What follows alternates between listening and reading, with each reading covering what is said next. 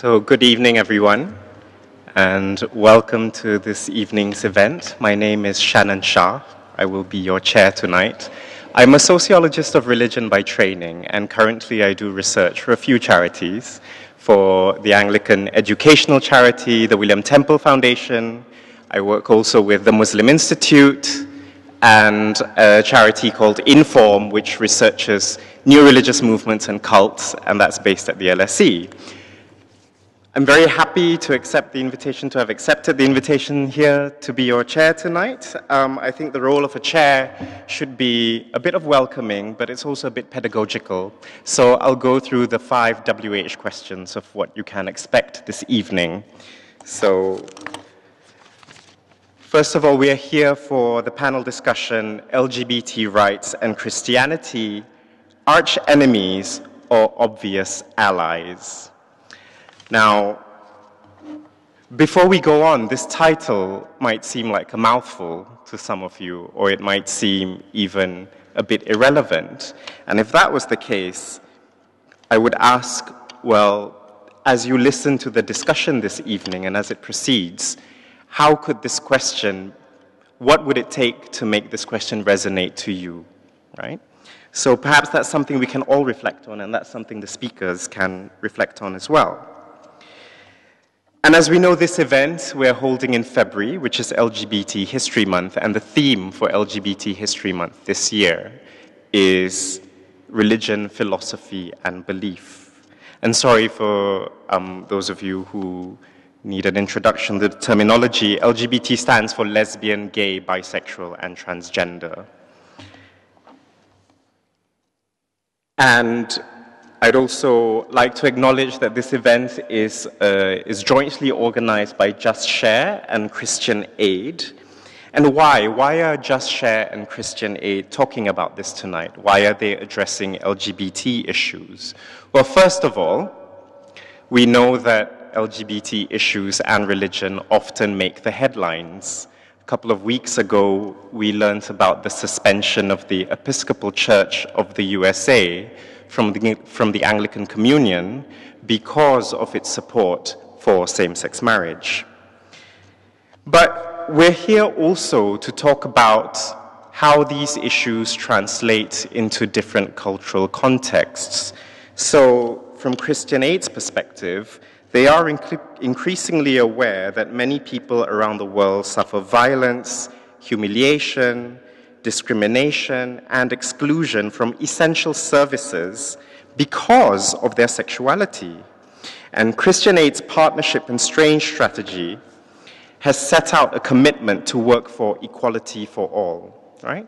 So this is a statement from Christian Aid. We seek to help reduce structural and gender-based inequality and create a more inclusive world where identity, gender, ethnicity, caste, religion, class, and sexual orientation is no longer a barrier to accessing essential services. So even at this meeting of senior archbishops in the Anglican Communion, as the Episcopal Church was suspended, at the same time, these senior archbishops also committed to eradicating homophobia in other contexts, right? So the discussion is much more complicated than seems at first reading. So what will happen tonight? What are we going to discuss? First of all, there will be presentations for about 10 to 15 minutes by our panelists, and these are very much coming from their own perspectives and their own work, right? From different Christian perspectives, from different denominational perspectives. And then we'll open it up to a question and answer with the audience. I will take questions afterwards. And lastly, you will notice, I think, in the programs that it might say we're expecting a third speaker, or if you were aware in the promotional materials before this, we were expecting the Reverend Canon Mark Oakley, but unfortunately, he is feeling very unwell, and regretfully, he's unable to be here tonight. So I am going to step in, and I've given you his apologies, but he sent a statement for us to read. So I'm going to read his statement now, which contains the heart of what he would have said tonight. So imagine that I'm Mark Oakley from St. Paul's Cathedral. Christian people have contributed over the centuries some of the cruelest and loudest discrimination of all against lesbian and gay people, even giving non-Christian people the language of, and I quote, abomination, perversity, and unnaturalness, unquote, to join in and pick up a stone. But it is now time for Christian people to change the situation they helped create. It is time for Christian people to take charge of putting things right, of ending a prejudice that is always emotional and often physical, and of saying, you know, we got it wrong again. Like we did with Jews, like we did with women, like we did with slaves, like we did with people of other ethnicities, like we did with divorcees, like we did with people living with disability, like we did with those who in despair had committed suicide, like we did with Catholics, Protestants, Muslims, like we did, like we do.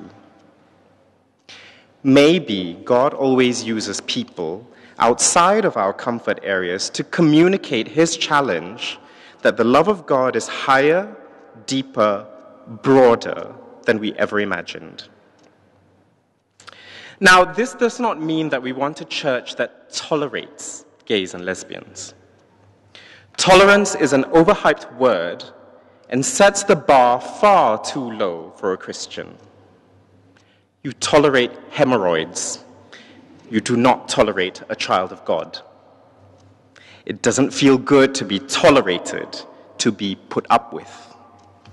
It does feel good to be included, part of the family, loved and valued as an equal and not as second class, treated equally alongside everyone else in opportunity and responsibility alike. If only a bishop would occasionally talk about us instead of them when talking about LGBT Christians. As a church, we say we try and fight isms, sexism, racism, or Anglicanism, that is the irrational fear of Anglicans.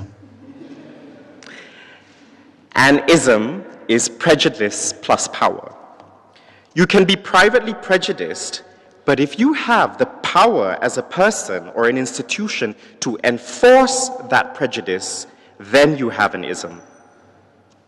What system do we have in a church arguing as it is? Who pays the price for this system? We have a church that is discouraging the establishment of committed relationships and deterring honesty about those that are established, and even the possibility of them being a fundamental human hope to be pursued and celebrated. So at the moment, if I follow through my ism argument, we have heterosexism. And until the church allows full equality for those it baptizes, commissions, ordains, marries, and buries, it will be heterosexist, just as it can be racist, sexist, and so on. And you can dress it up in theology and fire off biblical bullets in rounds. The truth is, you are not treating the children of God equally. I was very struck by a woman interviewed on the street as the same-sex marriage bill was passed. What did she think? Oh, she said, I'm thrilled. I have a straight son and a gay daughter, and now I can go to both their weddings. I wonder if God feels the same. We have a tendency in the church to discredit ourselves by finding small opportunities to be mean when there are large opportunities to be generous, and now is surely really one of those times. So, if you're LGBTI, or if you're straight, and you feel the church is getting it wrong for your LGBTI friends, prolonging the funeral of a prejudice that just needs burying for good, then really, what are you waiting for? Faith and honesty deserve each other, demand each other. Martin Luther King once wrote, "We have come here tonight to be saved. Saved from that patience that makes us patient with anything less than freedom and justice." I hope that's why you came here tonight too, because the time is now. End of Mark Oakley's presentation.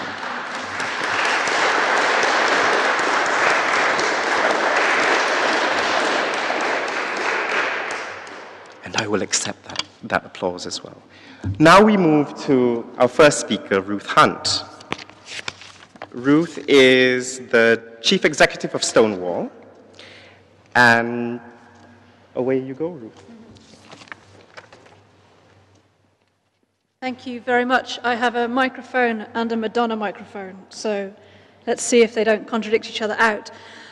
It's a very good to see you all here this evening, and thank you all for giving up some time to think about this issue that is not thought about as often as it should be and not talked about as often as it should be.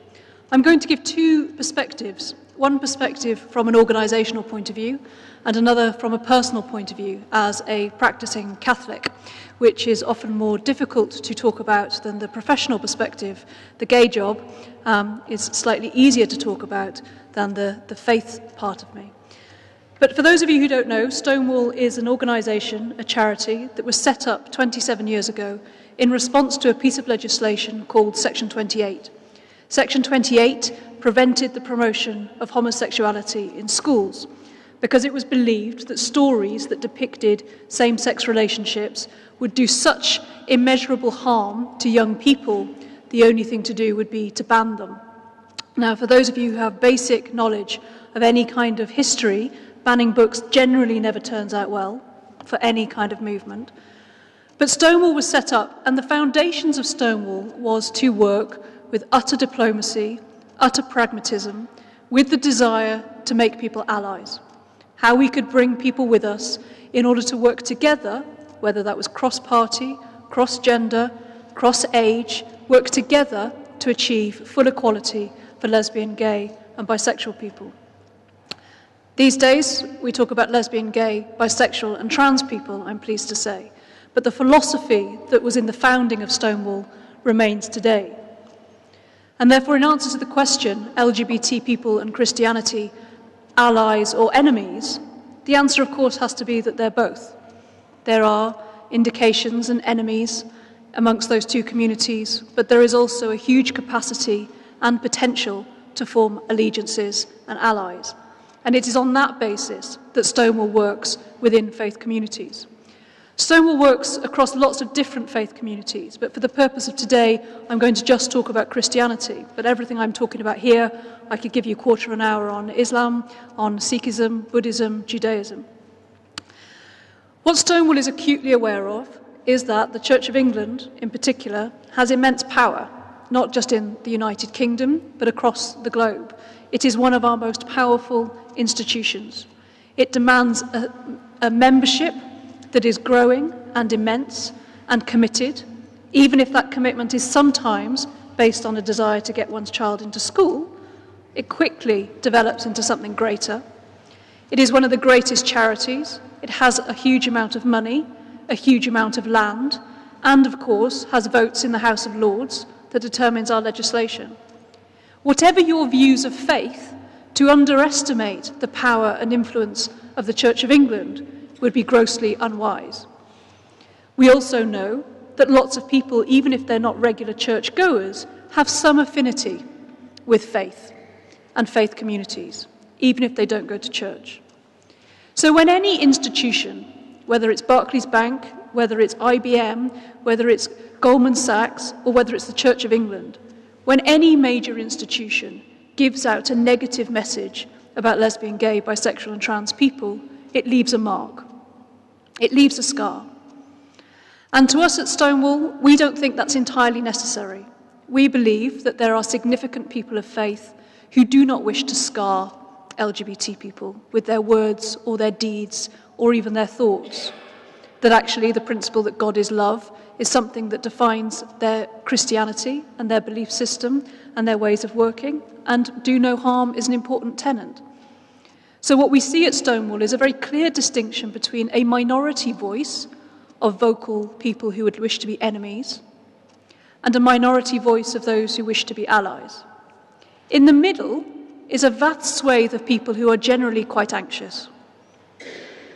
At best, they are concerned about how best to navigate their faith, their belief in doctrine, their belief in God is love, and how they find a way to behave in a way that is both Christian and compassionate.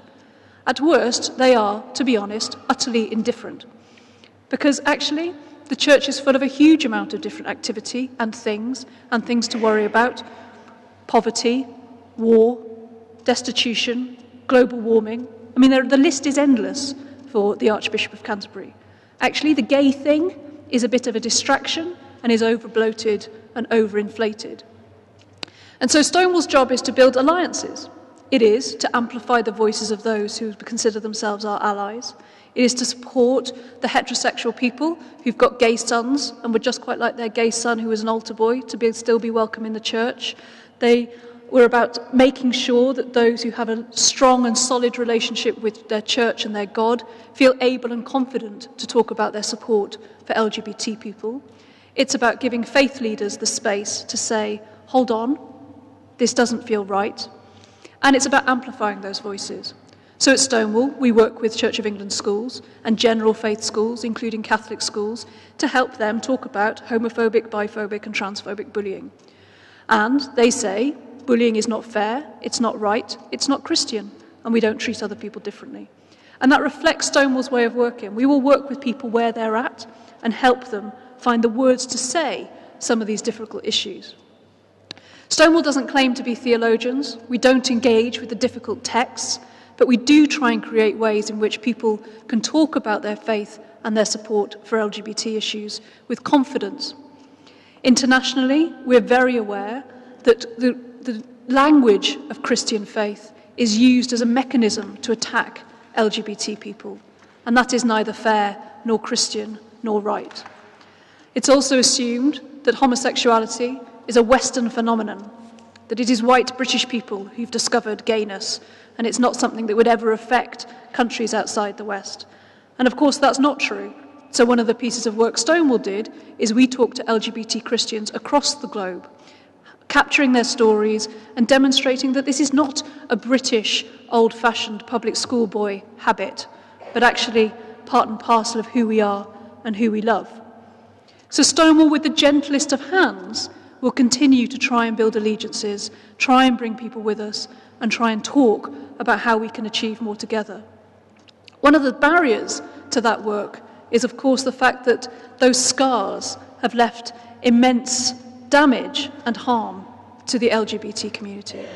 And a lot of the hurt that exists in LGBT communities who once had a relationship with God runs very deep indeed. And it is going to take a lot to make someone consider differently their relationship with the institutions of the church, although many LGBT people still purport to have faith, but it is a private spirituality.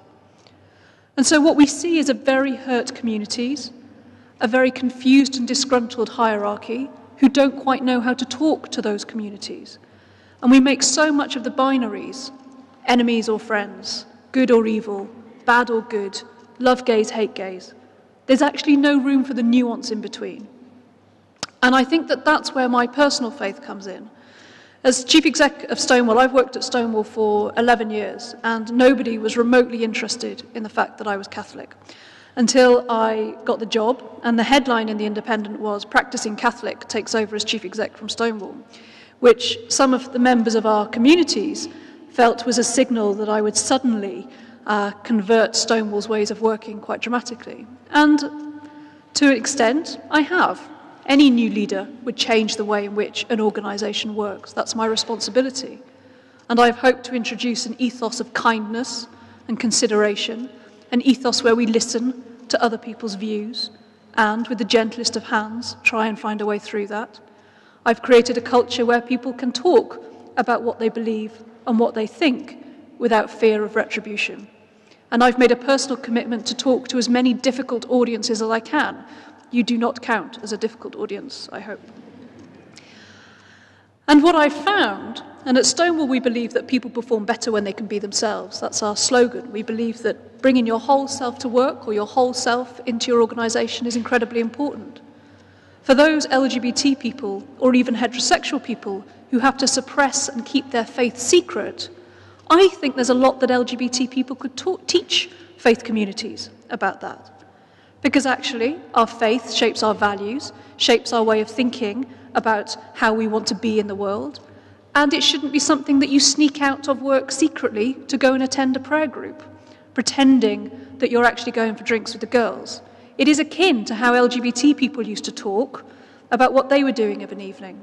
So my invitation this evening to those of you who are Christian is please talk to LGBT people how you can be more authentic, how you can bring your faith to bear on the decisions that you're making and who you are. And the more we find we have in common, the more we will achieve and make progress. But nowhere in either the Stonewall world or my Christian world can we continue this notion that hate is an acceptable part of the narrative. God is love. Jesus did not proclaim that there was space for hatred of anyone, regardless of who we are or who we love. That has to be our starting point. There also has to be a space for apology and a consideration of the harm that's done. That apology can't come the day after an announcement of punishing a church. Because when a husband apologises to his wife for hitting her, we've got a word for that. So we'd need to make a little bit of distance about some of that reprimanding that's going on around LGBT issues and some of the love that we show LGBT communities. Stonewall is part of that work. I'm personally committed to that work, and I think we'll make some progress. Thank you very much.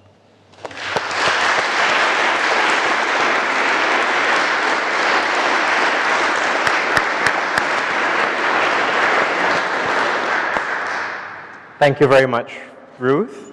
And now let's listen to the Reverend Sally Hitchiner, who is founder and director of Diverse Church and coordinating Anglican Chaplain and Interfaith advisor at Brunel University.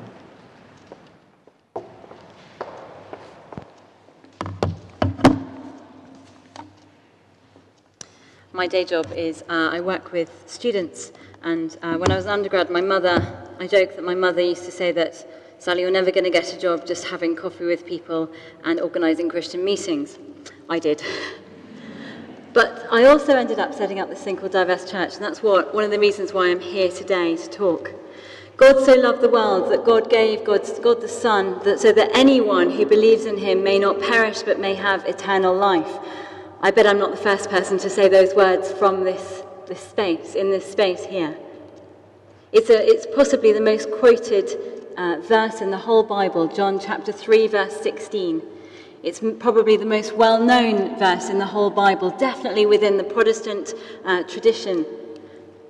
And it's something that is quoted over and over and over again, and it should be the touchstone in how we make our decisions. It should be the thing that inspires us when we are thinking about how do we live and work Christianly.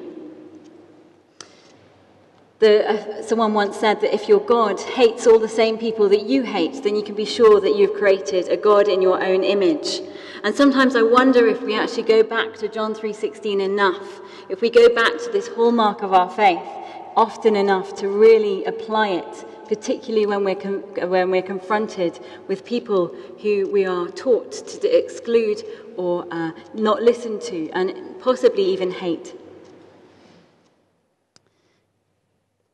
Heads of churches lobby governments to tighten the laws against LGBT people and increase penalties, believing that they are protecting the holiness of the society, the Christianity of their society. Christian parents beat or kick out their children onto the streets because they're LGBT. Estimates suggest between 11 and 40% of youth homelessness in the United States, possibly one of the most Christian countries in the world, is caused by that young person experiencing LGBT exclusion, largely, one supposes, from their Christian families. And it's my wing of the church that is possibly one of the most at fault. I'm an evangelical Christian from a more Pentecostal end of the spectrum. Evangelical, charismatic, or Pentecostal Christianity promotes the idea that the individual is able to have a real interpretation of the Bible themselves and to understand the Bible without the need of being told what to think by priests and by church leaders. And it's this idea, although it doesn't always work out in practice, that has promoted the idea that we have to have our whole lives have to be so integrated with what we are talking about in our Bible studies and in what we're hearing from pulpits, that mean that there isn't enough discussion, ironically, about what the Bible actually says on this topic. Preaching is considered the most important part of my type of church. When I was at St Ebbe's in Oxford, one of the sort of flagship churches for the evangelical movement in the UK, I was told that preaching was the most important part of leading a church. And that's why they couldn't have female preachers, because if a woman was allowed in the pulpit, a woman would be effectively leading others. And this idea of this devotion to Scripture has ironically become the thing that has bound up my side of the church so much and become something that is such a focal point for exclusion. As it says on the walls in tapestry in many, many Protestant Christian homes, "As for me and my house, we will serve the Lord," quoting the book of Joshua, including my mum's kitchen wall. I grew up in a small evangelical Pentecostal Christian church in inner city Liverpool. My parents had decided that the traditional Anglican church systems were dead, and they wanted to go rediscover what Christianity could mean in a more spirit-filled setting in an inner city area. So they decided to join this church that was following the Bible word for word. So women wore hats, they shared their possessions, they ate together every Sunday. It was a very radical space to grow up in. But actually we ended up being very, very conservative because of this lack of dialogue around what the text really, really meant. And I somehow inside knew that I was gay, but thought that was okay. I didn't feel bad myself. I knew that I'd found God and that God had accepted me as who I was. And so I sort of trundled through life wondering if I just had to meet the right man, or wondering if I'd grow up to be a single spinster missionary somewhere in, I don't know, Central America or Africa or somewhere like that. And I ended up studying anthropology at university and then going through Christian youth work in some very reputable Christian organisations, on to study theology as training to be a vicar at one of the most evangelical training colleges in the UK. And it was after that, having gone through that and represented large organisations like New Wine, I ran the New Wine Ordinance movement, and I ran a whole load of other things within Soul Survivor and spoke at lots of wonderful different things, that I began to be questioned by close friends who are LGBT about what the Bible really means. There are 6 verses in the Bible, just 6, about homosexuality. To start with, I realised that no serious theologian would ever consider that the verses about Sodom and Gomorrah had anything to do with modern-day gay relationships, or even gay relationships back then. If you want to discuss that more, ask in the questions. And even the verses in Leviticus were highly suspect because of their context, that they were around other verses that we don't have any idea that we would apply today about food laws, or even a very similar law about marrying your brother's widow, and that has very similar penalties to the laws about homosexuality. But it was really, as a good Protestant Christian girl, that it was really the verses in Paul that I agonized over and struggled with.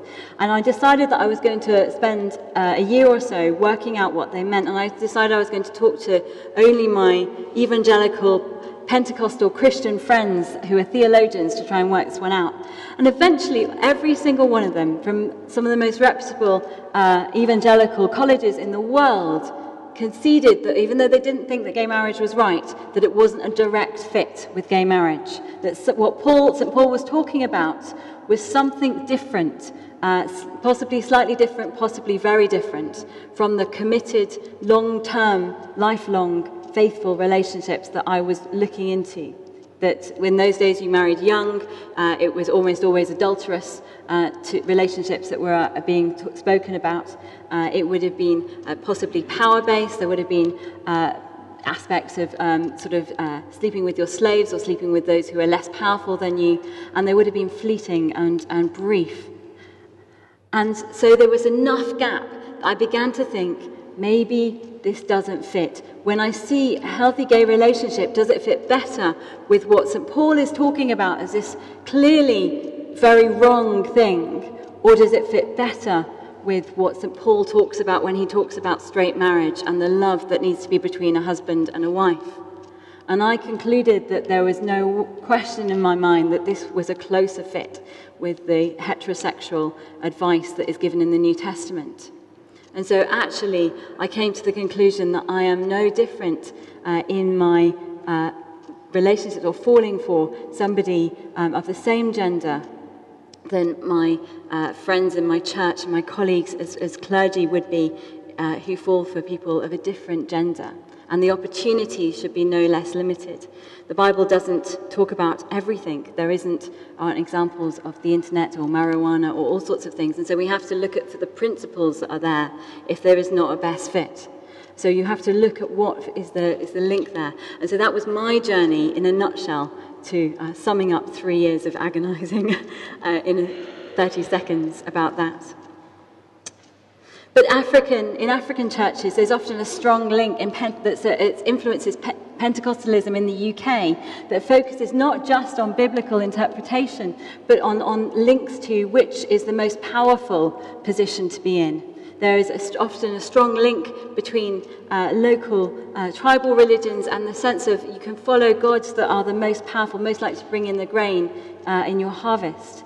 And Pentecostalism can sometimes absorb that into something that some of us would call the prosperity gospel, something that focuses on a God of power who is overcoming weaknesses and sickness. And so there is a sense of that to be gay is to be sick and in need of being healed, and that to be a strong Christian we have to be fully well. There is a sense that has risen up in many different churches, including many of the ones that I grew up in, that actually there is a sense of the power of God overcoming any weakness, and that gay people are just sick, straight people who need to be fixed. And yet there is hope. In many, many of the evangelical traditions, even some of the things that Mark Oakley very rightly raised as things that the church has failed in, there have been individuals, William Wilberforce, Martin Luther King, to name but two, who have stood up and spoken from the place of their faith, from the place of their evangelical or Pentecostal faith, that there is hope, that the Bible doesn't stand against people. And even if the language of rights can grate sometimes with evangelical and Pentecostal ears, because by rights all of us should be in hell. So there is a strong tradition there that actually we shouldn't talk in terms of rights here, but we should talk in terms of being good Christians, being holy and compassionate people. And how can you be holy and compassionate when you're kicking your child out the door? How can you be accepting of all? How can you be following John 3:16 if you are not really loving your neighbour as yourself? How can you pass by on the other side of the road, as you know, and pass by the young LGBT teenager who is caught doing self-harm and at risk of suicide over the despair that they feel inside? One young person in my organisation said that it felt like he had cancer that could not be cut out, this LGBT cancer that was all through his bones, and there was no way that he could be healed or stop from being like that. And actually my response to the healing movement is that I've never once seen it work. I've spoken to hundreds of young LGBT people and not one of them has been healed. There are individuals who've been helped to recover from terrible experiences that they've had in the past, but not one of them has been made straight. So it does not work, and I'd like to also argue that it's not necessary. I ended up setting up the movement of Diverse Church when I became a university chaplain, around the same time as me being comfortable in who I was as a gay Christian myself. And I realised that the LGBT community was the community that felt least likely to come into my chaplaincy, least likely to engage with the love of God that I was trying to engage with on campus. And so I made a point, I bounded up to them in Freshers' Fair and said, "Hello, I'm your chaplain, let me know if I can do anything I can to help you." And they looked at me like I was mad. And they turned out they needed somewhere to meet. They needed a venue for their LGBT and cake, their welfare drop-in. And so they asked if they could use the chaplaincy for that. And one by one, they started sort of trickling in. And week after week, I earned their trust just through being a nice person, to put it bluntly. And so when they had Christian friends from their schools who came out to them, they would come and they would suggest that they would travel from all over the UK to come and talk to their one chaplain. They thought I was the only vicar in the UK that was open to this. I wish I'd known what they were saying, so I would have told them there's hundreds of thousands of vicars around the UK who would be very wonderful people to talk to. But I ended up with so many of them coming, and their stories were tragic. People like Kezzy, who travelled to meet me from Suffolk. And she had, at 14, come out to her parents. Her parents had said, "You're sick, we need to put you in for healing." She'd gone through numerous years and years of meeting weekly to receive prayer and counselling about what particular trauma in her past might have caused her to be attracted to women, not men. And it hadn't worked. And in the end, she concluded that she had this deep sin inside her that could not be got rid of. And so she decided that there was no hope in life. And she was visiting me after having gone through this very traumatic journey of just a terrible breakdown, and then coming through that and deciding she was going to retrain as a psychiatric nurse, but not knowing how she could hold her faith in tension with the thin thread of hope that she had, that she was okay in the eyes of God. Or perhaps like Sam, both of these people have given me permission to share their stories, by the way, who also came out at the age of 13, 14 in his church and was sent on a residential therapy 2 weeks where he could be prayed for and healed from being gay, and then went to weekly meetings in his church to try and help that, and it did not work. What a surprise. But it led him to also this level of deep despair, and he was there at 18, not sure if he could live or die, going on with his life. And so Diverse Church set up a secret Facebook group, and so it exists. It's now 300 members in our young adults group of 18 to 30-year-olds. We have a similar parents group of 60 people, and Diverse Church Friends, which is engaging with the wider church. You don't have to be pro-gay marriage to be part of that. You just have to want to pray for the mental health and the spiritual well-being of young people in Diverse Church. And we engage with about 2,000 of people in the church, many of whom are clergy, who just want to engage with what we do. And Diverse Church accepts people, whatever their views are on gay marriage. Many young people arrive 18 in our group, not sure what they think about whether the Bible is for or against gay marriage, but convinced that God does not hate them, and so wanting to be part of this group. Many young people, when they join us, say that it feels like you found Narnia, this sort of hidden world in the internet where you can find hundreds of other young people who are like you. And it's amazing seeing them blossom, just finding community, something very simple. It's not rocket science. It's just finding other people and being able to use your own language from your own church of prayer requests and testimony and all sorts of things like that, which feel authentic in the space that is LGBT inclusive. And we now have hubs all the way over the UK. We have national meetups, often supported by St Paul's Cathedral. And 40 of our young people have even gone to meet the Archbishop of Canterbury to share their stories with him and be able to share their stories with the wider world. And so this brings me full circle back to the idea of God, that God is love, that God loves, that God gave, that God calls all, and that we worship a God who is Father, Son, and Holy Spirit, different persons united by love. And we are called as God's church to be an icon of the Trinity, as Jürgen Moltmann said. We are supposed to celebrate diversity rather than be offended by it or fear it. And we are called to be generous givers in God's love. Thank you.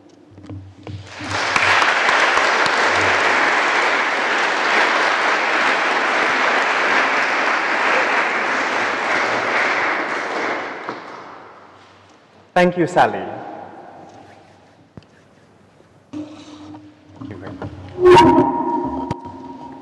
And before we launch into the Q&A, I thought I'd just summarize some very key common points that we can find from both presentations. I mean, they're both about action and approaches to justice and diversity and equality that are rooted in experience, right? So for Ruth as a Roman Catholic, for Sally as someone of an evangelical Christian background, and from Sally's story we see the personal side of the kind of pain and journey that one has to go through to come to terms with one's religious and sexual identity. But this has also informed their approach, which is to engage, to create spaces where people can try to put these conversations together about religion and sexuality, talking to difficult audiences, a new audience every week for Ruth, and also creating a space like Diverse Church for Sally. But I think it's also important to locate these experiences within a context, right? These experiences are located within a particular cultural, political, and social context. And interestingly, in this context, 59% of the population of England and Wales, if we are to rely on the last official census, 59% identify as Christian. But if we look at figures from social scientists, only about 5% attend church regularly, and we don't know about levels of belief and so on as well. But the center of gravity of the global church is shifting. The majority of Anglicans can be found in Africa, and similarly, the more than 1 billion Roman Catholics in the world are not to be found mostly in Europe. They are to be found in Africa, Latin America, and Asia. So as we think about these things now, let's open the Q&A. I was told by the organizers that there is someone who has a question. I'm going to read it out because, well, she prefers the chair to read out her question. So this is from Zena Sherman, and this is her question. And after this, I will open it to everyone else. So Zena says, I am a Christian from a conservative tradition, and I would like to say that I think the church has failed LGBT people in speaking out about the hateful discrimination that happens towards LGBT.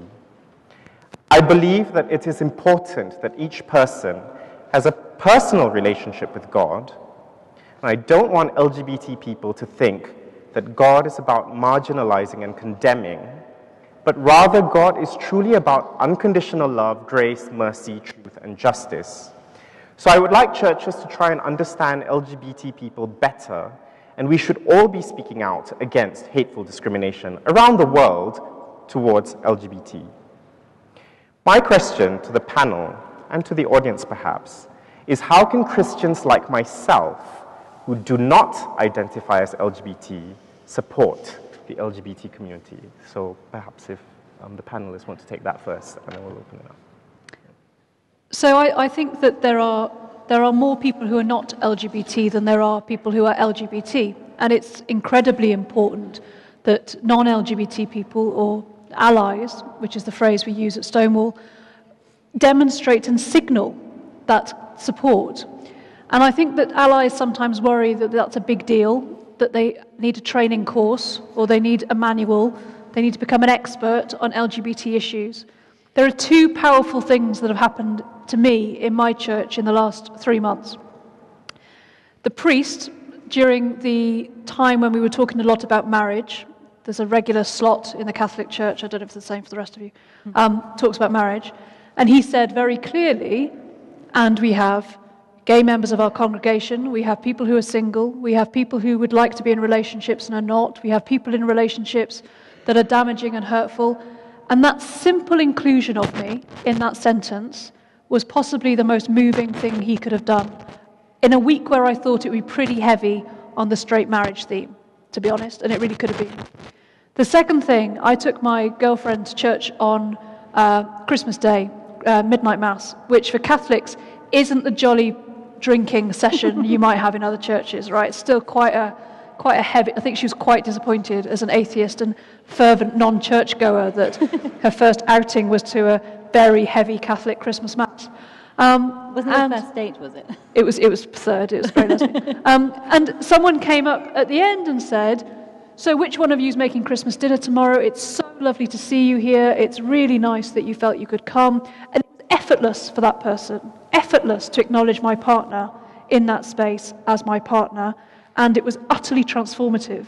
And it made me feel, yet again, another relationship with my church that I hadn't expected to receive that affirmation in that way. So I think my message to allies is that it's very easy to signal your support of LGBT people in your thoughts, in your words, in your prayers, and in your deeds, and it doesn't take a lot. A few thoughts I've got on this. I think, controversially, if you're in a conservative church, I would suggest that you think carefully about when and how to come out as a supporter. I think there's a huge amount of good that can be done from raising questions, and in some churches you're written off as not even a real Christian the minute you come out fully in support of LGBT people. And so it might be that you actually bide your time and raise questions and highlight things that really should be universally acknowledged, things like standing against the violence of LGBT people around the world, things like standing up for young LGBT people in your community, because there will be young LGBT people in your community, in your church, whatever anyone says, and being a safe person who remains within that spectrum there. I think knowing your community well, and for some people that means you can tomorrow morning post on Facebook and Twitter that how supportive you are and how outraged you are at everything that the church is doing wrong. But I think there can be a time as well, and there is a time for that, but there can be a time as well for engaging with where people are at and using the space that you have that I do not have now I'm out as an LGBT person, and using the space that even straight allies who are very vocal on this within the church have to influence where you can. Each person has an influence that no one else can have over certain people. And I think using that space and thinking and praying about how you can be a voice for good and a good voice for grace and compassion within your circle is vitally important. I often remember Joseph of Arimathea in the New Testament and Nicodemus, who remained within the very strict Jewish structures that were against Jesus, but were there at the time where they could help take away Jesus' body and put it somewhere respectful for burial. Use your moment, but don't miss your moment as well. Don't hide away that one difficult conversation. There's a story of Esther in the Bible, isn't there, of where she feels that she's been put in this place, maybe for a very difficult conversation, when she's living with a king who is a very oppressive king against her people. And looking for that time and being brave at that moment is also important. But I would encourage you to think wisely about how to use your space. Just simply saying, oh, that was very loud. Simply saying you've been to this event is quite a powerful signal. Yeah. And I think the drip effect as well can be very powerful. The idea of just constantly dripping in positive messages. Like, I went to this event, it was really thoughtful, you might want to check out what they said, and gradually moving towards that. And there are so many people within conservative churches that are becoming convinced that this is something that is not right and is not being engaged with well, that be encouraged. There are many, many more people out there like you, and finding ways to engage with others within your tradition and forming a movement within your tradition can be very, very powerful. Thank you very much.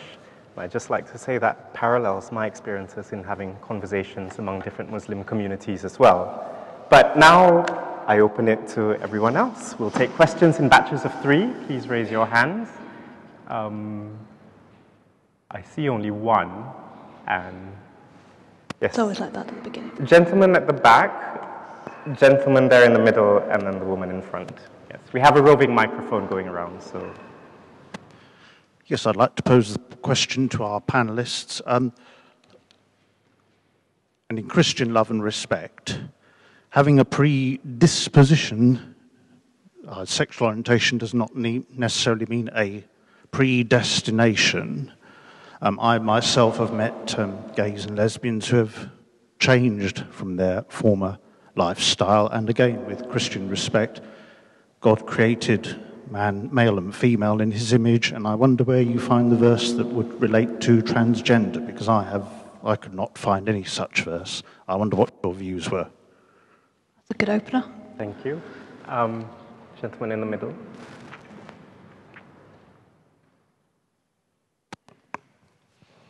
Hello, everyone, and hello, panel. My name is Jide Macaulay. Thanks for your presentations. I'm actually deeply concerned that the whole issue of inclusion of LGBT people in the church, in my opinion, to some extent, has been underrated. I think the urgency is now. You know, it's okay to be in England where you're free to be LGBT. I'm gay myself. But in places around the world, in Malawi, only weeks ago, a Christian pastor was calling for the killing of gay people and inciting the church to do so. Now, I have many questions, but of course, what is the church here that are progressive doing to actually educate and challenge the homophobia from outside of the UK and also within the UK? I'm very concerned about the migrant communities here that continue to promote hatred as well. Now, I give great acknowledgement to Stonewall. I love what you guys are doing. But I also feel that, you know, the black majority churches, including our religious leaders, are left out of this conversation and change movement that we're seeing going on. And I'm sure that we've heard the stories of asylum seekers who have fled their countries from Nigeria. I'm from Nigeria as well. Uganda in particular at the moment, where religion itself has been the bastion of their problems, and so on and so forth. So how do we, in essence, capture the inclusion of black LGBT Christians and indeed the black majority congregation? Thank you. Thank you. And sorry, Claire. Thank you. Is this on? Is it good? I don't know if I wanted to share a little bit of my story as well as ask a question, and I don't know if that would. I wanted to share a bit of my story as well as ask a question, because it might give a bit of context to the question. Is it maybe better for you to answer the two questions and then come back, or should I just rattle through it now? I'll summarize at the end what the three are, so please go ahead. So is it okay just to spend a couple of minutes sharing my story? Yeah, if you want to stand, it's fine as well. I read. I've just, a few weeks ago, went through my surgery, so I'd rather not stand. All right, okay. Okay, yeah. So I just wanted to talk a little bit about being transgender in the church. So I'm a trans woman, and I grew up in an agnostic family. I spent all of my youth and early adulthood without any interest in the church or faith. I did believe God existed, but that was pretty much where it ended. So coming to know Jesus was triggered by a chance encounter with a childhood friend who moved away when I was 10 years old, and who I had not seen until I bumped into him at my place of work 26 years later. It's a big place where I work, and it turned out that we both worked at the same place, at Fujitsu. We established we both loved mountain biking, so we met up most weekends to ride. And during that time, we chatted about our respective lives over the 26 years that we were apart. On one occasion, my friend asked me where I was on faith. I immediately laughed and informed him that it was all a load of bull and that I required none of it in my life. This particular conversation lasted about 20 seconds. Over the following couple of weeks, I found myself returning to the subject of faith many times, and the need to know more was becoming more and more intense every time. Every time I thought about it. In the end, I approached my friend and asked him if I could go to church with him. So my wife and daughter and I duly attended his church, and over the next year became very engrossed in discovering Jesus and what faith looked like in the context of our lives. We subsequently surrendered our lives to Jesus and became Christians. God has worked powerfully in our lives since, in many different ways, which I cannot describe or account for in any other way than to believe that the Holy Spirit had led my family and I down a path of change. I was excited about my faith and how my life had changed since becoming to know since coming to know and accept Jesus as my Lord and Saviour. I contributed actively to my church, which is St. Peter's in West Harrow, and had many people share prophecy that I was destined for leadership within the church. I was inspired by this and immersed myself in attempting to realize that prophecy, perhaps maybe a little naive at that point. In June 2012, I revealed to our vicar that I was transgender, and that I had been diagnosed 10 years previously with gender dysphoria, and that it was my intent to begin my transition in February of 2013. The initial response was one of compassion and kindness, which immediately had me fooled into thinking that my church would be the one place that I would be safe. Over the following months, I had a number of conversations with our vicar, which threw me into crisis. It was pointed out to me that I would not be permitted to hold any position of leadership within our church, that my transition effectively made me a lesbian on account of my marriage to a woman, and that what I was undertaking was simply not God's best. As the congregation became aware of my transgender status, there was a mixture of responses. I experienced compassion and graciousness from many who, when I reflect, were really Jesus-shaped in the way they responded. I then had to contend with the more orthodox element, who were just plain unkind and did not resemble the way Jesus was in any way. Given the strength of feeling, it became impossible for me to attend church without experiencing significant anxiety or being a distraction to what should be the key focus, which is worship. I stopped attending and remained absent until February of the following year. In stark contrast, outside of church, I experienced nothing but acceptance and love for my friends, family, and colleagues, which created further crisis in relation to my faith. The very place I'd expected to be safe, I was not, and where I expected to have difficulty, my experience was the exact opposite. I'm back to attending church regularly, but remain a second-class Christian in the eyes of the church, with some folks having verbalized that they will never accept me as a woman. I loved serving my church in welcome and cafe duties. It is, however, practically impossible to serve folks who will not acknowledge or respect you for who you are. I find myself sneaking into the evening service these days, where the smaller attendance and subdued lighting means I do not attract attention. It's alien to me to not be involved and active in church, and I've had to just focus on worshiping God and accept that what I have is better than nothing. I believe that being in community at church is important, and it really is not possible to have a fulfilling relationship with Jesus in isolation. That said, it's very difficult for me to walk into church every Sunday and not feel significant anxiety. In spite of the difficulties, I love Jesus and my faith remains strong. I am, however, unable to reconcile my transgender and inherited lesbian status and my love for Jesus. I'm confused with how my love for Jesus can be so strong and dominant in my life, how encounters with the Holy Spirit have and continue to shape my life since becoming a Christian, and how I can be so patently sinful in the eyes of the church. When I reflect on the theme of tonight's discussion, the common ground between the church and LGBT rights appears to be love and honor one another. The Bible is full of examples where we are told to love one another. This is fundamentally similar to the LGBT rights agenda, where we seek to respect and honor people for who they are and the value they bring to society. At Fujitsu, where I work, we respect and take care of each other, creating a better society for all. So that brings me to my question. Apologies for the protracted story. I believe that I'm exactly as God created me, unique and different, but as God intended. Within the context of my lifelong struggle to reveal who I really am, I struggle to subscribe to the notion that God only created men and women in the binary sense. And wonder if the panel might like to comment on this. Okay. Thank you very much for sharing that. Thank you.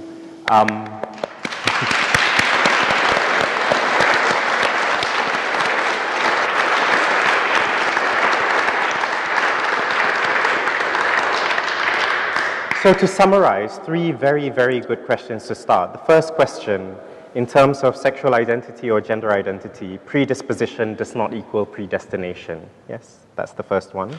The second one, what can Christians and LGBT allies in this country do about other contexts where there is actual persecution and there is actual danger to the lives of people who identify as LGBT or are identified as LGBT, right? And especially when the church is involved. And the third was a very moving story of basically 2 very authentic transitions and how they seem to be clashing now, a transition into Christianity and a transition of gender identity. And now this leaves questions about, you know, creation stories. The Bible says God created man and woman. Where does this sit with the panel, this kind of binary view of creation? So I think Sally can start with that. So we're starting with the first question, are we? Whichever one you want to start with. So. I find it difficult not to start with the final one, if that's okay. I was very moved hearing your story. It's not, sadly, not uncommon. It's not the first time I've heard somebody experiencing a very real welcome from God and not the same welcome within the church, and particularly churches I know well. I really do know your church well. And I think it's important that you have held on to your faith. I think it's an amazing act of worship that you're here. And that it's so easy for people to be Christians in this country, and yet you have held on in the face of enormous persecution. And I think it's an incredible honor to meet you. I think in regards to your question that the Bible's stories of Genesis and the creation stories is trying to say our God made all of them, and our God made difference within humanity. And I understand that in my relationship as meaning difference. And so we celebrate our differences, even if there is a sense of, even if they're not biological. And no 2 girls are the same, no 2 boys are the same. I honestly think in 1,000 years we'll be laughing at the idea of just 2 genders. And we raise our children from the age of 4 or 5 to be boys over here, girls over there, girls do this, boys do that. And we're so ingrained in this idea of binary genders that I think it's very difficult for us to step away from that and see the Bible with fresh eyes. But what is that those 2 chapters are trying to say is something about God, that God made humanity to work with difference. And so to celebrate the difference between you and your partner, and to celebrate the differences that are actually the hardest thing about relationships are when you're different from your partner, but they're also the thing that make them most rewarding and most enriching and most life-giving in pointing us to our own faults and our own need for grace, and actually, whatever the faith of our partner, our own need for God. You know, I think actually any love is a gift from God, and I think there is whatever people's beliefs are about it, and I think that should be celebrated. So I hope that's been enough to get your thinking at least. I think I'll probably leave the second question to Ruth because I think and predisposition and yes. No, we understood your premise. So, do you want to address, or shall I? Do you want to start? I'll come back. I think that the description that you give of LGBT people who have the capacity to change their mind is not a familiar one. And I think that our experience at Stonewall is that LGBT people who try and be I've got the mic now. Who try and be something or someone that they're not, is that causes deep psychological harm, deep hurt, and an inability to be with God in a way that they might have done if they hadn't been told that it was something they could choose. So although there are some people who might be able to decide not to be LGB, generally we find that does an immense amount of harm. In terms of how trans sits with that, I think that the woman who spoke at the end has given a very fulsome answer to that about where the place of transgenderism sits in a biblical context and how it sits in a spiritual context. But I acknowledge that there will always be people who disagree with that, and I acknowledge that there will always be people who believe that LGBT is something that one chooses and therefore can be thought out of. And I have a huge amount of respect for that position. Where I struggle is when that position is used to do harm to others. And I think that there has to be space for theological diversity. It exists across many different issues and across many different themes. And as a country, we are very ready to accept theological diversity. I think we only have to look at the formation of the Church of England to recognise that theological diversity is quite a theme amongst Christians in this country. And I think that there has to be space for that theological diversity.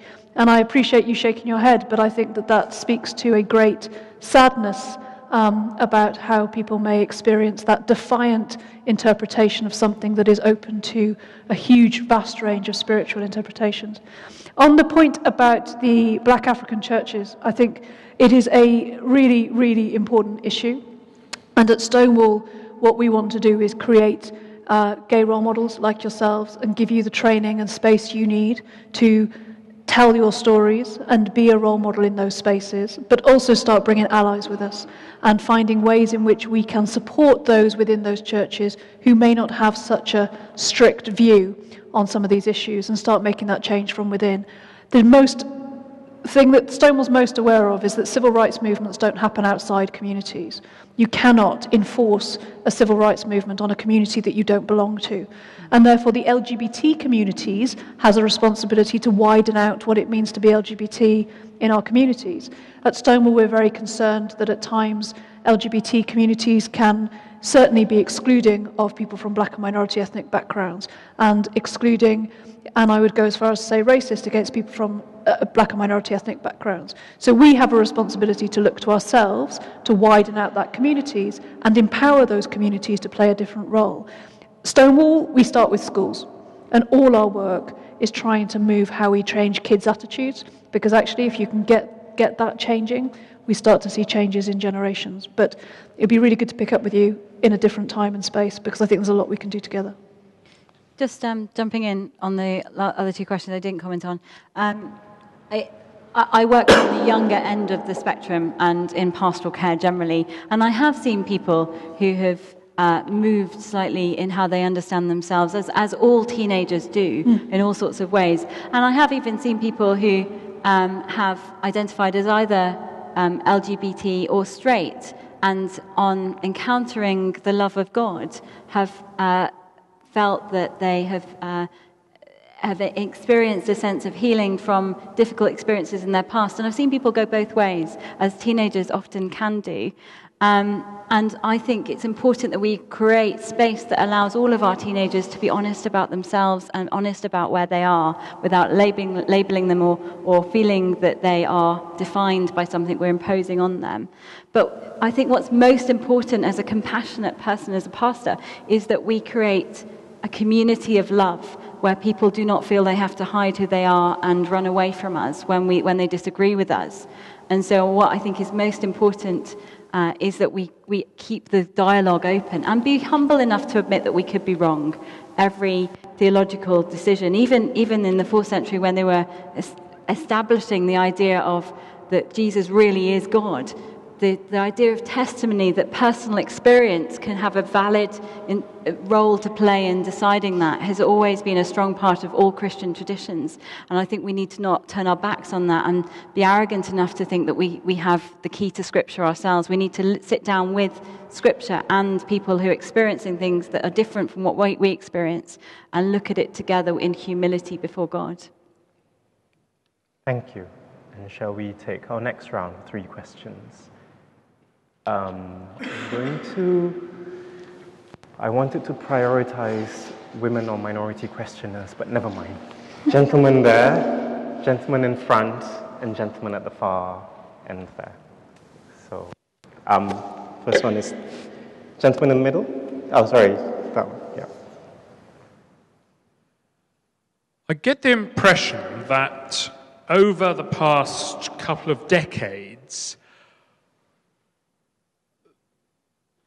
a benevolent neutrality in our British society towards religion on the part of those who would not call themselves religious has turned into something more like hostility. hostility shown in the dropping number of people who are prepared to tick a box on a census calling themselves Christian, hostility in the more active campaigning against outward signs of a Christian society, and so on. And I'm wondering whether the panel think that this is a reaction to a more overtly negative voice coming from the churches on LGBT questions, in part. In other words, the churches are more outspoken now against us, at least their hierarchies are, than they were in the past, and hence society is reacting against this. This is a theory. I'd like to test it on you.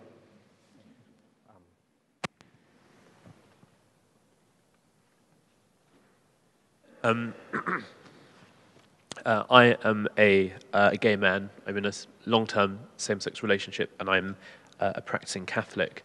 And I know that the Catholic Church has a very clear, very sort of strong idea of what the common good is, and specifically how this relates to marriage, the family, human sexuality.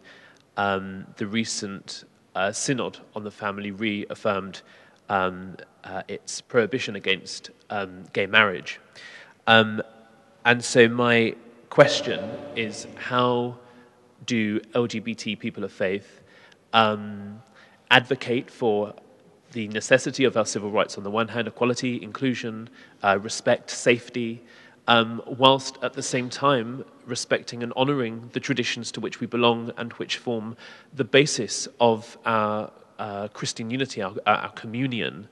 Yeah, that's my question. Thank you. And just at that corner.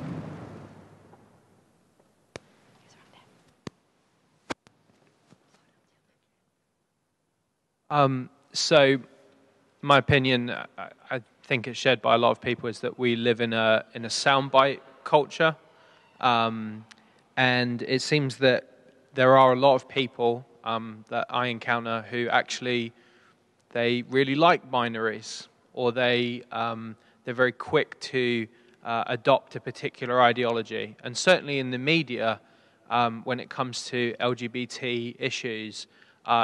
It is presented by the media as a for and against issue.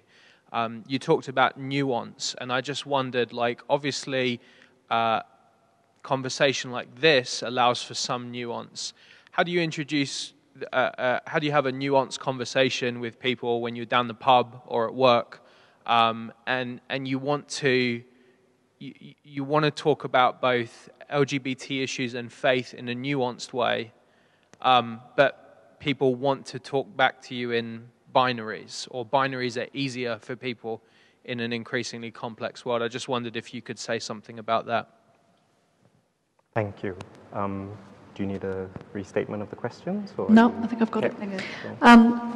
So I think in terms of that first question, has the church been its own worst enemy? And is its dwindling numbers a result of its seemingly reluctance to think about diversity in its widest form? I think LGBT is one end of that, but I think we could add women into that question, and we could add, there's plenty of issues. I do think that there is a disconnect between how church hierarchy thinks and how congregations think, and I think that gap that is widening. But I also think that the emergence of a negative, hostile approach to faith is not as great as it seems. And I think that there is a real tendency in popular culture and media to grossly underestimate how much faith British people have. I think we are much more of a religious country than it sometimes seems, but I don't think that necessarily has been reflected in the hierarchy. And I actually think the Catholic Church has cottoned on to this. So when they did their survey of parishioners, they came back with very clearly, we disagree with you on issues of contraception, we disagree with you on issues of divorce, we disagree with you on issues of same-sex relationships. And what was interesting is that the bishops presented that very clearly to the Vatican. They said British Catholics are very unhappy about the way in which we're talking about some of these things. I think my impression as something of an outsider, and I'll link this to your question as well, and perhaps your question as well, So I've been working with a group of Christians and Savvy's here on a document called the LGBTI Mission. And the LGBTI Mission provides a manifesto, if you like, of 9 things the Church of England could do that would signal greater acceptance of LGBT people. And within that, you have your nuance. And with that, you talk about things other than marriage. Actually, there are 8 things that have nothing to do with marriage. The right for lesbian couples to have their child baptized, which is a right that exists. No child should be turned away from baptism, and any church that is turning away people because they've got same-sex parents is acting inappropriately. Every young person who attends an LGBT youth group should be able to do that without there being homophobia. These things are no-brainers. Someone who is called to serve God should be able to do that without having to lie about whether they agree in the Church of England with a bit on a document of human sexuality that actually hasn't got any basis in any massive policy document anyway. So there is a lot that could just be sorted quite quickly. And as a campaigner, that brings me quite a lot of joy, because actually there are things that are much more broken in Stonewall worlds than that.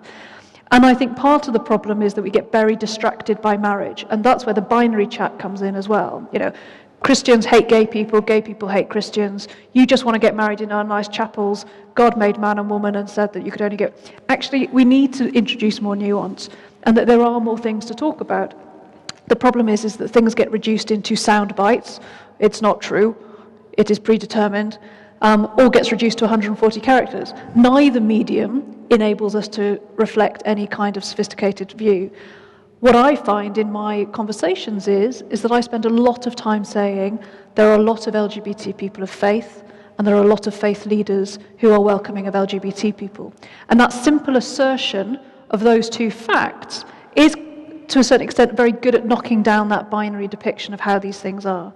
And second, that there is a huge amount of consensus across faith communities about how we should treat each other and how we should treat those LGBT people who are not in the UK and in other countries. These are universal truths that actually enable people to take a slightly more sophisticated view about some of these discussions.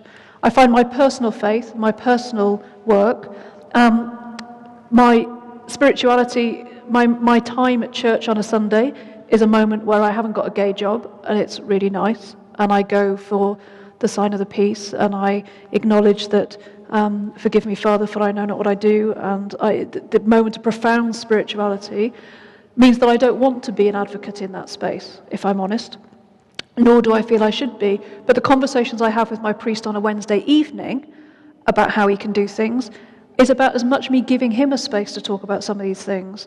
And I said to him last week, I said, Father, I'm the only person in our Brixton congregation who's not using contraception. You know that, don't you? And, you know, and helping him think differently about these things is something that I can offer and bring to the table without going, right, let's have a fight about marriage, let's have a fight about sex. And I think part of the problem with the black and white is the constant reduction of LGBT issues to be an issue about sex. There is an obsession about sex. And I think, and I know I should wrap up, it's in part to do with the dissolution of the monasteries. So I think when Cromwell was going on about dissolving the monasteries and made up this whole thing that the monks were all at it, and therefore let's create a church, and the way in which we can dissolve the monasteries is have a go at the gay thing, actually made everybody feel much more obsessed about sex in a way that was unhelpful. And the Victorian ages certainly didn't help dissolve any of that obsession about sex. So the less we talk about sex and the more we talk about love and compassion and God and grace, I think the nearer we get to some collaboration. So to engage with the first question about hostility, I think I think there is a generational shift. The young people I work with, I would describe them as post-secular. They've gone through the sort of antagonism of the 1980s and 1990s, where their parents' generation were very sort of anti-church, who were reacting to their parents' generation, who were supposed to be very pro-church and sort of pretending to go to church and pretending to be good Christians. And now the generation coming through are actually quite interested in religion and spirituality. They're engaging and want to understand more, and they don't feel any need to oppose that. They don't feel any threat from it necessarily. What they do feel threat from is the sense of, is religion exclusionary? But what they're hearing is more and more voices coming through in the mainstream media of understanding that this isn't always the case, that there are a variety of different voices within the church, and so they just align themselves with the people within the church who are inclusive. And actually there's a really interesting discussions going on with 18, 19-year-olds, 20, 25-year-olds that I'm seeing that are different from what their parents' generation were doing. So I'm encouraged by that.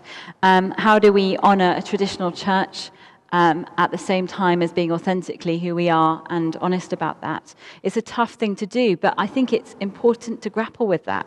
I think it's important to hold on to that sense of that this is the church that Jesus loved, and this is broken. And there was a while back when Diverse Church met in Sheffield Cathedral, and the Dean of Sheffield Cathedral said that he felt that God was reminding him of the prodigal son story, and I sort of was clenched inside thinking this is a story that has been used to call LGBT people back to the church and I was like, these are really good Christians, do not imply that. And he said, I feel that God is saying that that the church is the son that has treated you badly and has left you, and you have the opportunity to be the father who is waiting for the church to return and can embrace this church as it returns and welcome it back as it comes back to you. And I think there is potential for you to help the church to grow, and your prayers make a difference, your presence makes a difference in that community. And speaking out where you can and being yourself, your glorious self, in the presence of this space is itself a prophetic act. So if you can hold that through the grace of God, then I think you'd make a huge difference. Talking about the sort of the difficulties with the sacred secular divide and the black and white sort of aspects of things, are we for or against gay marriage? I find the easiest way to engage in those discussions is to talk about family. Everyone's family is nuanced. Everyone's Christmas lunch or whatever celebration you get together around has a whole load of compromises, and you have to engage with people who you love deeply but who you don't agree with, and you have to sometimes hold your tongue and sometimes speak out. And getting them to think about their families and how nuanced their families are can be a real key into that. Fantastic. Can I just ask the organizers if... Sorry? One more question. One more question. Okay. Two more questions. Two last questions. All right. So, some from women. Back row. Yeah. No. That woman there. That's. No, that one. There's another woman over there. Yeah. And another woman at the back. Hi there. I'm LGBT myself, and I feel that when we talk to people who aren't part of the LGBT community, who are traditional churchgoers, in sometimes a lot of the things I read online, it's like sort of slam them in the face with the rainbows and all the same-sex love. And I wonder, how can we connect with people who are traditional without sending them running in the opposite direction? Okay. And woman at the far, at least I hope.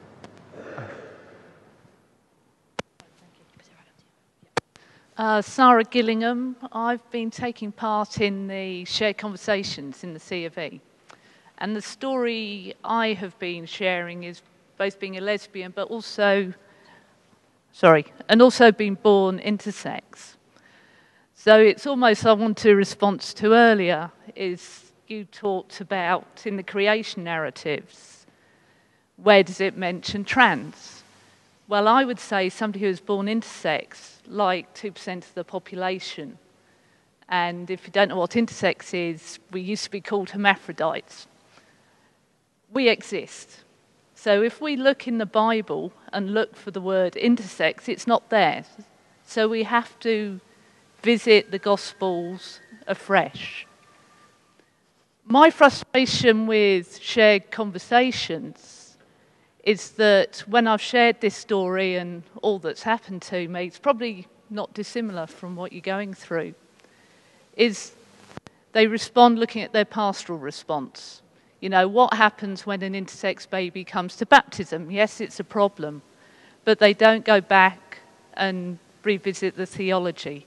And unless we go back to the theology and discuss the issues you're talking about God created man and woman, then we're not going to get to tackling that underlying prejudice.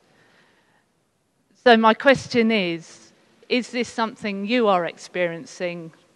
Now we're going with the LGBTI mission. And if it is, what can we do about it? Could you summarize Very the quickly. questions? Yeah.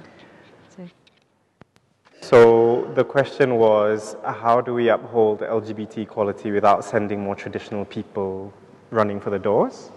And what can we do about reclaiming a more inclusive theology? Is that right, more generally, and their experiences with it? Yeah. So firstly, I think engaging with traditional Christians, I was struck by the gay marriage campaign, the Republic of Ireland recently, and primarily because they really engaged with people's hearts. There was a wonderful film made by a lady called Bridget and her husband Paddy, talking about their hopes for their grandchildren who may or may not be gay, and I think there is a need often for us to tell stories and to highlight people who are their generation who are beginning to make shifts. I have some sympathy because within their lifetimes it was illegal that you could be put in prison for this, and now the Prime Minister is promoting it and senior church leaders are saying it's a wonderful gift from God. It's a big transition to make for many people, and I think it's important to help them along the way by in helping them to see that it's not the cataclysmic end of the world that they might fear it is. Showing them that it's people who, all sorts of people, the LGBTI people are everywhere, including among some of their friends possibly even, and that actually there is a huge amount of good they can do by being open and listening and engaging. So stories, I'd say, are important there, and particularly stories with people within their group, wherever that group may be. In terms of your story, I agree totally. We need to move this on from a pastoral response to being an act of faithfulness to Scripture and an act of faithfulness to God. And actually, the LGBTI people are a gift to the church, that the church is less without their voice. When we started having academically qualified feminist theologians writing about the New Testament, we opened up so many different parts of the Bible that we never saw, different aspects that were rich aspects of Scripture. And as people are more able to be open about their sexuality, and people are going forward and training as theologians and biblical scholars and priests and all sorts of positions of power, and being able to be open about and feel okay in themselves about in linking those two worlds, we are going to open up so much more possibility to worship God through understanding Scripture and the face of God from different angles that we have suppressed. So the whole church is poorer for not hearing the voices of any one group. So I think so Stonewall has a rule, an internal rule that we don't share externally, and that rule is match the client. Whoever you're going to talk to, whoever you're going to persuade, you wear the same clothes that they will, you talk the same language, and you nudge them in ways that are suitable for their context. And the same rules apply to our work with faith communities. We do not go in and have never stood outside walls shouting in. We've always sat alongside with the gentlest of hands nudging towards. And what was really interesting about the Christian Role Models Guide we did is I got a letter back from one of the bishops who thanked me for the tone that the book had employed. That it wasn't, it didn't presume an enemy, and it didn't lecture, and it didn't hector. It just said, this is our truth, and wouldn't it be nice if there was more opportunities to share this truth? However, that being said, people should be able to express their LGBT-ness in as many rainbow-coloured unicorns as they want to. You know, that's all right too. I have a particular aversion to the rainbow, but that's because I have so much rainbow paraphernalia in my office, I'm a bit rainbowed out. So it is about finding your own way to express, but I think when you think about how you are going to try and influence, the more we can speak the language of the people we're trying to influence, the better. I think Sally gave a good answer to your question, and I think that one of the things I've learned through the work with LGBTI Mission is that it is very easy to descend into discussions about theology, discussions in terms of pastoral responsibilities, and gossip is also a key reoccurring theme on any work I do. And actually keeping it as practical and as smart as possible, strategic, measurable, achievable, relevant, timely, has been a real discipline for the people involved in all sorts of ways. What is the practical difference that can be made in the next year that will have a discernible, tangible impact on LGBT people is quite an art. And it requires all of us to think in those terms. And I think we all took inspiration from the work to get women bishops that was very practical, very pragmatic, very strategic, and unequivocal. And I think we all need to learn from that, because it's very seductive to move into pastoral when there's actually quite a lot of practical things to be done. Thank you very much, everyone. This has been a really enriching conversation. Let's give all of us a round of applause, and especially our two brilliant speakers, Ruth Hunt and Sally Hitchiner.